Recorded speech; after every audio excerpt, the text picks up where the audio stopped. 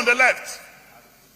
And we all swore before men and God to defend that constitution. And the most potent part of that constitution states that the security and the welfare of the people shall be the primary purpose of government. Today, Mr. President, there is no security, not to talk of welfare. And you need to be alive to even enjoy welfare. I think we should take these things beyond the rhetorics of presentation on a daily basis. We are behaving as if we have kerosene flowing through our veins and not blood. Most elites in this country, from the president to the least appointed, are protected by police and mobile police and even the army.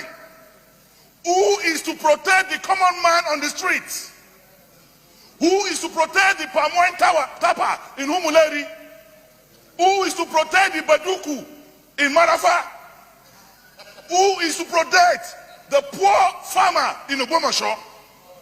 Mr. President, we should outgrow rhetorics and sensational presentations and call a spade a spade. The President of the Federal Republic of Nigeria must show capacity as the Commander-in-Chief of the Armed Forces.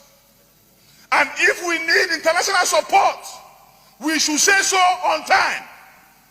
If we need international collaboration, we should do so on time. And we should not just be concentrating on creating funds for the army and the other security forces without looking at the police.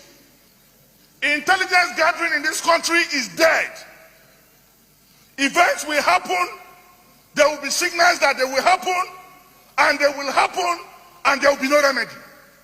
Mr. President, before the masses begin to chase us, before they begin to destroy our vehicles and our homes, I think it is time we act and make hay while the sun shines.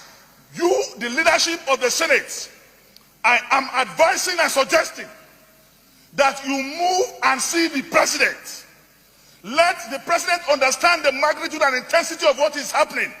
We want to see a working security program. We want to see a decisive, pragmatic approach to this problem. We cannot just continue to have sensations on pages of newspaper and we are not seeing actions on ground. People are dying. Thank you, Mr. President.